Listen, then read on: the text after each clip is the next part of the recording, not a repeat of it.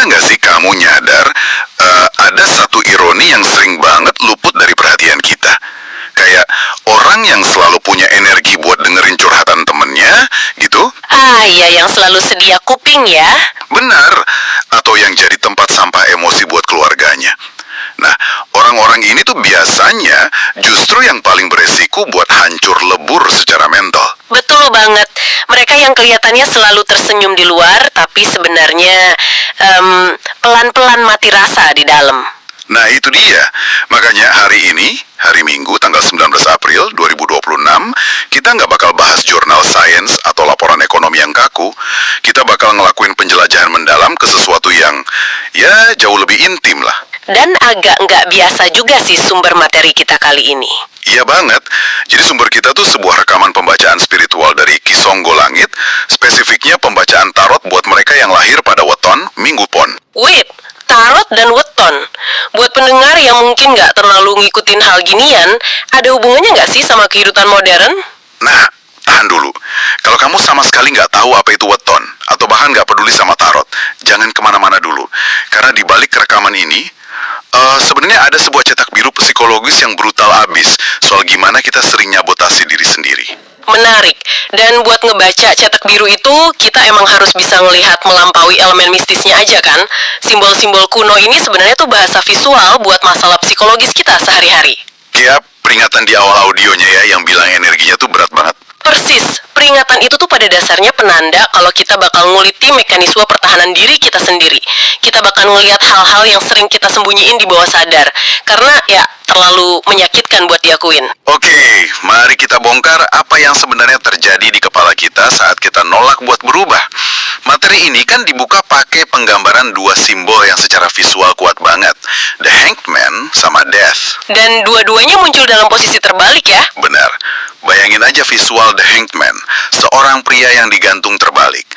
Kalau posisinya normal, wajahnya tuh tenang, mewakili penyerahan diri yang damai gitu. Tapi karena terbalik, maknanya jadi beda jauh kan? Jauh banget.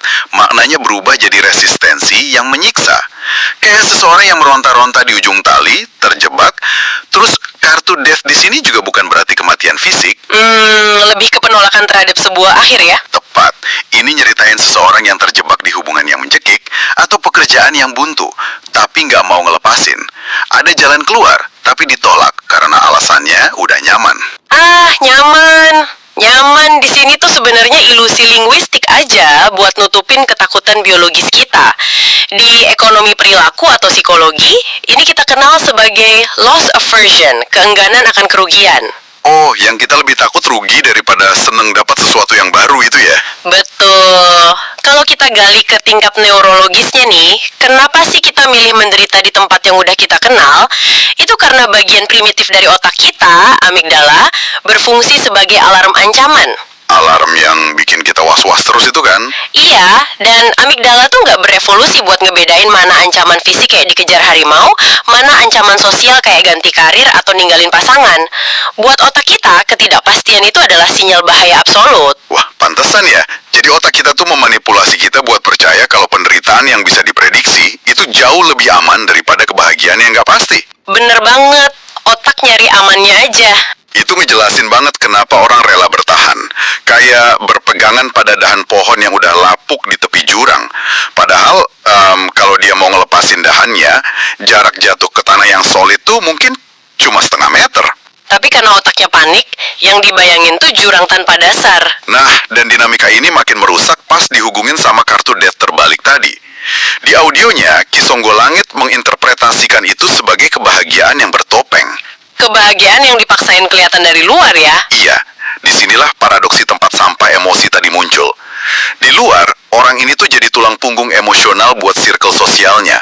Semua orang lari ke dia buat curhat. Tapi pas tangki emosinya dia sendiri penuh dan hampir meledak, Nggak ada satupun yang mau dengerin.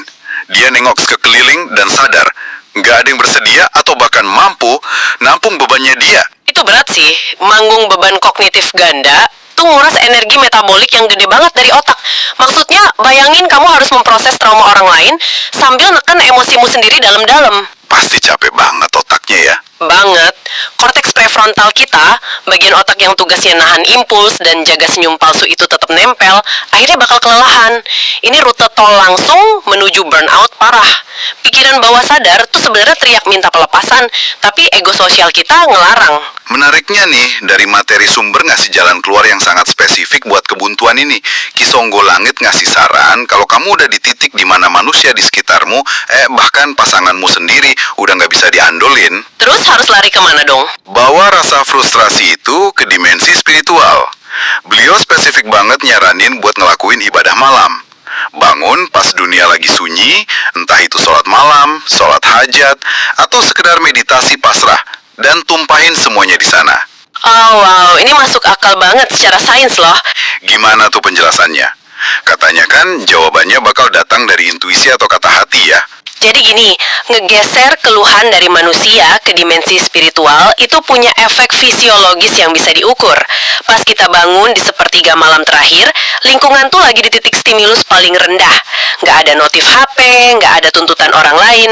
Benar-benar hening ya. Iya, nah pas kita ngelakuin penyerahan diri secara total, gelombang otak kita tuh perlahan bergeser dari gelombang beta yang reaktif dan penuh cemas ke gelombang alfa atau theta yang rileks. Berarti otak kita beneran cooling down dong. Betul, di kondisi meditatif ini, default mode network di otak kita yang biasanya berisik sama kritik diri mulai mereda.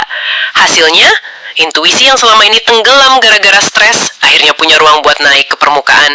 Jadi, yang disebut jawaban dari Tuhan atau kata hati itu Seringkali kebijaksanaan internal kita sendiri yang akhirnya kedengeran ya. bener banget. Wah, ngebiarin sistem saraf kita ngelakuin riset di tengah malam emang kedengarannya damai banget ya.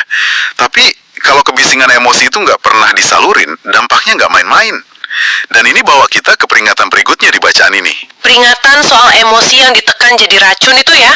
Iya, di fase ini materinya munculin kartu The World yang posisinya terbalik. Visualnya tuh kayak ular yang makan ekornya sendiri, sebuah siklus tanpa akhir. Menggambarkan urusan masa lalu yang belum selesai atau unfinished business kan? Tepat, dan kondisi overthinking ini memicu munculnya King of Swords terbalik. Sang Raja Pedang ini kan harusnya mewakili logika yang tajam dan dingin. Tapi karena terbalik, logikanya hancur berantakan. Digantiin sama emosi yang meledak-ledak dan keputusan impulsif. Secara psikologis, siklus masa lalu yang dibiarin menggantung itu emang parasit buat otak kita. Ada yang namanya efek Zeigarnik. Otak manusia tuh emang diprogram buat nginget urusan yang belum selesai jauh lebih kuat daripada yang udah selesai. Jadi kayak aplikasi di HP yang jalan terus di background gitu ya? Persis banget. Kalau ada perpisahan yang nggak diselesain atau pengkhianatan yang nggak pernah dibicarain, otak bakal terus buka tab itu. Secara biologis, tubuh kita tuh tetap di kondisi stres tingkat rendah karena sistem saraf kita belum dapat sinyal aman. Pantesan gampang meledak ya, karena RAM otak kita udah habis kepake buat ngurusin masa lalu. Wajar kalau King of Swords-nya terbalik. Kita kehilangan kemampuan mikir rasional. Iya, karena otak kita kehabisan daya. Oke, aku paham teorinya. Tapi nih, di sini aku merasa harus sedikit nantang narasinya.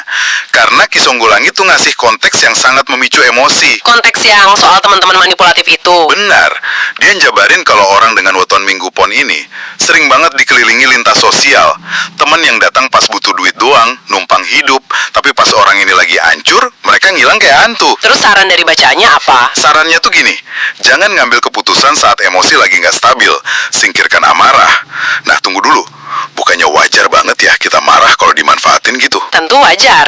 Kosong yang mustahil dilakuin. Tubuh kita lagi kebakar amarah, gimana caranya tiba-tiba jadi rasional? Itu pushback yang sangat realistis sih.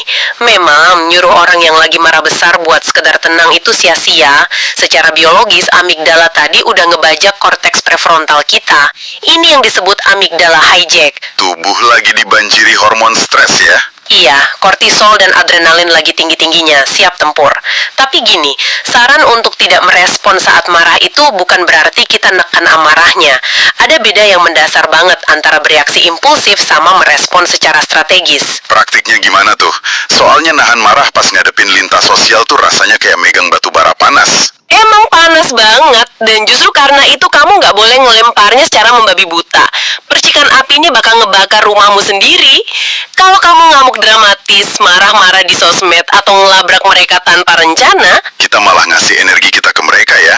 benar, kamu ngasih persediaan energi terakhirmu ke orang manipulatif itu, dan mereka seringkali malah nikmatin dramanya. Cara merespons yang benar tuh dengan nyiptain jeda fisiologis. Berapa lama tuh butuhnya? Butuh sekitar 20-30 menit buat sistem saraf simpatik nurunin kadar adrenalin setelah pemicu amarahnya hilang. Jadi jangan ngejauh, tarik nafas dalam, atau cuci muka pakai air dingin itu beneran ngaktifin saraf vagus sebagai rem darurat. Oh, baru setelah detak jantung turun kita pakai logika Raja Pedang yang tegak tadi ya. Tepat, pakai logika yang dingin buat nyusun batasan yang solid. Kamu nyingkirin parasit itu dengan perhitungan, bukan dengan ledakan. Mengambil kembali kendali dong berarti? Kita ngehukum mereka bukan dengan teriakan, tapi dengan nutup akses kita secara...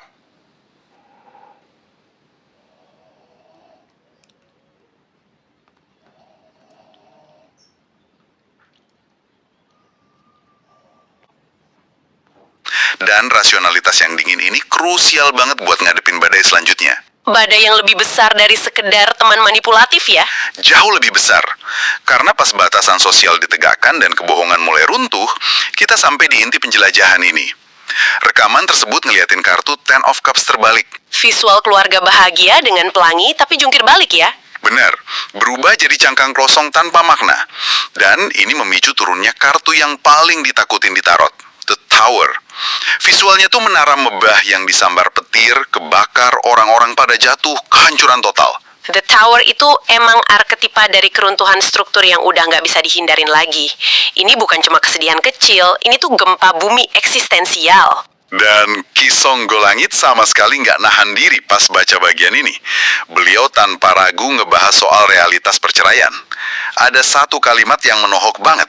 Apa tuh kalimatnya? Daripada neraka sama-sama, lebih baik berpisah dan mencari surganya masing-masing.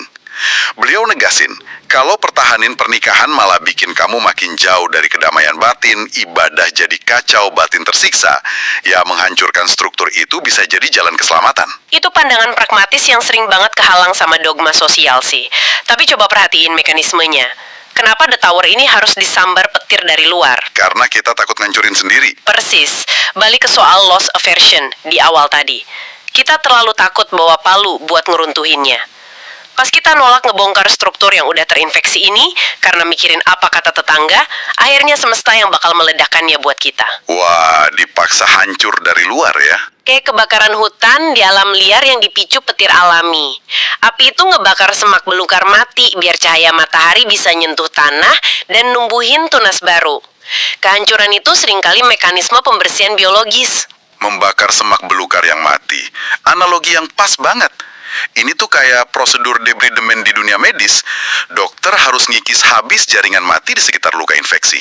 Dan itu rasanya sakit banget kan? Sangat amat menyakitkan, dan lukanya malah kelihatan lebih gede di awal. Tapi kalau jaringan busuk itu nggak dibuang paksa, infeksinya bakal nyebar dan bunuh seluruh tubuh. The Towers itu ya, proses pembersihan luka itu. Tapi ada satu aturan ketat selama proses perpisahan ini dari sumber materi kita. Aturan soal apa tuh? Dilarang keras memelihara kebencian. Beliau negasin, mendoakan hal buruk buat mantan pasangan justru bakal jadi bumerang. Apalagi kalau ada anak. Nggak ada yang namanya mantan ayah atau mantan ibu. Wah, secara psikologis, itu instruksi yang krusial banget sih. Kenapa tuh? Padahal secara logika, nyimpan benci ke orang yang ngancurin kita tuh kerasa wajar aja. Kenapa itu bahaya banget? Karena kita sering kejebak ilusi kalau kebencian itu bentuk hukuman buat si pelaku. Padahal, benci itu ikatan emosional yang super lengket. Pas kamu benci seseorang dengan intens, kamu tuh ngejaga jaringan saraf trauma itu tetap nyala terus di otakmu. Oh wow, jadi setiap kali kita mikirin betapa kita benci dia, Tubuhmu langsung produksi kortisol lagi, hormon stres yang justru menekan sistem imunmu sendiri, bukan sistem imun dia. jadi merugikan diri sendiri ya. Banget. Memaafkan dalam konteks ini tuh bukan tentang ngebebasin pelaku dari tanggung jawab moral mereka. Memaafkan itu tindakan egois yang paling sehat. Itu adalah pembedahan buat mutusin tali pusar emosional antara kamu dan sumber traumamu. Biar kita bisa hemat energi ya. Iya dong, dengan ngelepasinnya, kamu nutup keran stres di tubuh. Energi metabolikmu bisa dipakai buat ngebangun hidup baru, bukan buat nyiramin api dendam. Make sense banget. Jadi memaafkan itu kayak kita buang racun dari genggaman kita sendiri. Nahan dendam tuh kayak kita yang nggak kelar racun tikus, tapi ngarep mantan kita yang mati. Hahaha, bener banget analoginya. Nah, setelah menara itu runtuh dan racunnya udah dibuang, kita berdiri nih di tengah puing-puing. Bagian penutup dari bacaan ini nampilin kartu Four of Wands terbalik. Ini yang menggambarkan perayaan yang tertunda itu ya? Iya, ada fondasi baru yang menanti, ada kebahagiaan baru. Tapi orang ini masih ragu-ragu buat ngelangkah masuk. Pertanyaannya, kenapa sih kita selalu ragu justru di garis finish? Karena kita lagi ada di ruang liminal, ruang transisi, reruntuhan menara udah di belakang. Tapi kastil yang baru kan belum jadi. Dan manusia itu secara insting sangat gak nyaman sama ruang kosong. Ruang kosong itu malah diisi sama keraguan ya. Betul, keraguan kognitif. Otak mulai nanya, keputusanku pisah ini salah nggak ya? Nanti kalau aku nggak nemu orang lain gimana? Kalau aku mati sendirian gimana? Balik lagi ke ketakutan akan ketidakpastian. Persis. Jadi kebahagiaan itu tertunda murni karena kaki orang ini membeku. Nggak mau ngambil satu langkah terakhir, ngelewatin ambang pintu menuju realitas barunya. Nah, buat ngelawan pembekuan itu, Ki Songo Langit ngasih pergeseran perspektif yang luar biasa. Dia bilang, badai ini tuh fase pembersihan besar. Dan ada satu kalimat penutupnya, semesta tidak pernah salah memilih siapa yang untuk diuji. Karena kamu mampu, maka kamu diuji. Wah, itu teknik restrukturisasi kognitif di level tertinggi tuh. Maksudnya ngerubah cara pandang dari korban jadi pejuang gitu ya. Bener, pas kita ngelihat diri sebagai korban, kita tuh ngelepasin kendali. Tapi dengan membingkai ulang penderitaan sebagai uji kelayakan dari semesta karena kekuatan kita ngambil balik kendali itu. Narasinya berubah dari aku dihancurkan, jadi aku lagi ditempah buat jadi kuat. Otak manusia bisa nahan rasa sakit se-ekstrem apapun asal ada maknanya. Sebuah investasi buat jadi versi diri yang nggak bisa dipermainkan lagi. Dan audionya ngajak pendengar buat ngelakuin aktivasi internal dengan ngucapin, saya siap berubah, saya siap bahagia. Ngucapinnya secara vokal tuh ngeretas pola pikir pesimis itu sendiri. Ngasih sinyal ke saraf motorik kalau fase pembersihan udah kelar dan pembangunan dimulai. Luar biasa. Jadi kalau kita rangkum perjalanan hari ini, entah kamu seorang minggu pon atau sekedar orang di persimpangan jalan, pesannya jernih banget. Kita harus berhenti bohongin diri sendiri. Emosi yang dipendam itu merusak logika. Kehancuran struktur lapuk itu syarat wajib buat kebangkitan. Dan ngelepasin dendam itu cara menyelamatkan diri kita sendiri. Dan transisi menuju bahagia itu emang butuh bayaran ketidaknyamanan sementara. Tepat. Jadi, sebelum kamu ngelanjutin hari, coba renungin ini. Kalau momen kehancuran besar itu diturunin semesta, karena kita terlalu lama ngabaikin rasa gak nyaman, tanyakan pada dirimu sekarang. Retakan kecil apa di fondasi hidupmu yang hari ini kamu tutupin pakai senyuman paksa, yang sebenarnya lagi siap-siap ngeruntuhin seluruh duniamu besok. Terima kasih udah nyelam bareng kita, jangan takut buat bangun ulang, dan sampai jumpa di penjelajahan selanjutnya.